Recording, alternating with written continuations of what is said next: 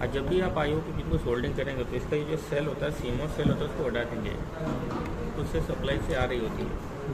3 volt आता है, short होने के चांसेस नहीं। जी।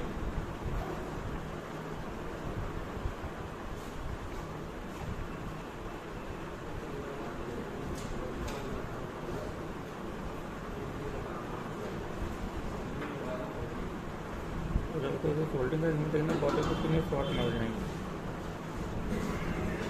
जो खराब होंगे सब आपस में शॉर्ट करेंगे।